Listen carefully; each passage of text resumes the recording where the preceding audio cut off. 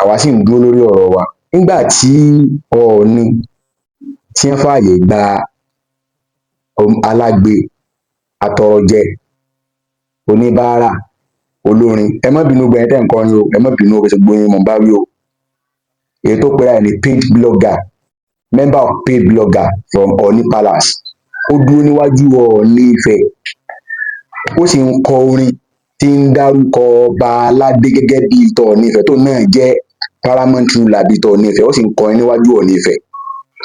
Ọọ̀ni Ifẹ̀ sì jókòó àtàwọn gbọ̀ọ̀lùgbọ̀ àgbàlagbà táwọn náà jókòó lẹ́gbẹ̀ẹ́ Ọọ̀ni, wọ́n sì ń wo tí fi ń kọrin tí sì ń dákọ ọba Olúwo tilẹ̀ Ìwó, tó sì fi ń kọrin níwájú Ọọ̀ni, wọn ò sì dá lẹ́kọ̀ọ́. Ẹ má gbàgbé pé kí n tó máa lọ ẹgbẹ́ ẹjẹ́ àjọ wo orin náà, ẹjẹ́ àjọ wo orin.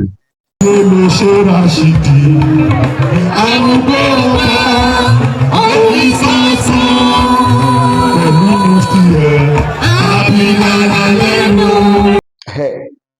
Ẹ má gbàgbé pé irú ẹ̀ náà lọ wáyé nígbà olóyè Sunday Igboho, táwọn náà ń fẹnu jáwáyà níwájú Ọọ̀ni, táwọn náà ń wíkú wì kíní kan ìgbà wo nípa Aláàfin Ọ̀yọ́, tó yẹ kí Ọọ̀ni ó dá olóyè Sunday Igboho lẹ́kùn pé n tó ń sọ yìí yóò tún dá wàhálà mí lẹ́lẹ̀ Yorùbá.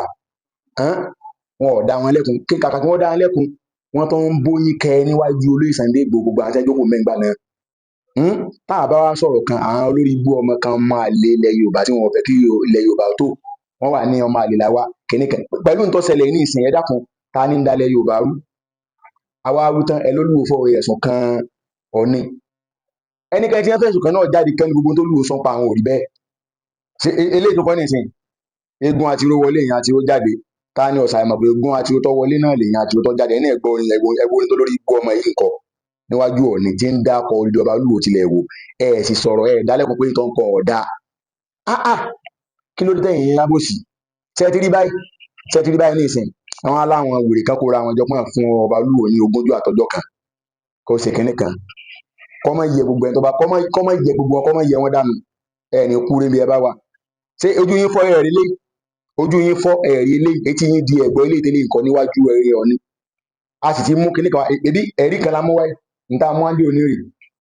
Ó ní wọ́n fún òun lówó, òun gba dọ́là, kínní kan, ìgbà wo, o member of paid blogger. Èbó ń lélẹ̀. Ẹ ti gbàgbé sójú yín fọ́ ni. O tó sì kọ Ọọ̀ni Palace bẹ́ẹ̀. Sójú yín fọ́ ni àbí tí yín di? Kí ló dé tẹ ẹ̀yà alábòsí bá gbogbo ẹ̀kọ́ ní ọ̀yà alábòsí bíi ti yín? Kí ló dé?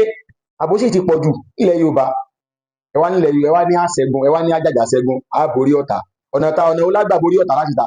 Nígbà tẹ́ pa gan àbòsí àárín wa gan yọpọ̀. Àbòsí ti pọ̀ jù. Àbòsí ó ti ṣe kíni? Ó ti pọ̀ jù. Nígbà tẹ́ni kan bá ti wá tẹ́ àtò ìpó lówó, ó ń fún yín lówó, ẹ̀rín nǹkan jẹ lára rẹ̀, ẹ̀ńtà rẹ̀ mọ̀ọ́yàn, ẹ̀ńtà rẹ̀ jẹ, ẹ̀ńtà rẹ̀ mu, ẹ wà fi òótọ́, ẹ wà fi sábẹ́ ahọ́n, ẹ máa sọ irọ́ jáde. Àjọ dákẹ́ jẹ́ àjọ máa wúra wa, àtúbọ̀tán fẹ́ẹ̀ dé, ojú gbogbo wa ní ọjọ́ sí.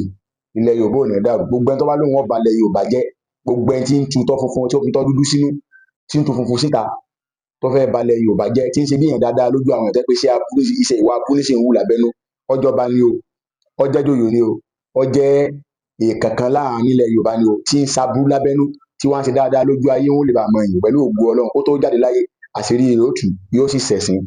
Kò jù bẹ́ẹ̀ lọ, ó dàbọ̀ náà, mo tún padà bọ̀.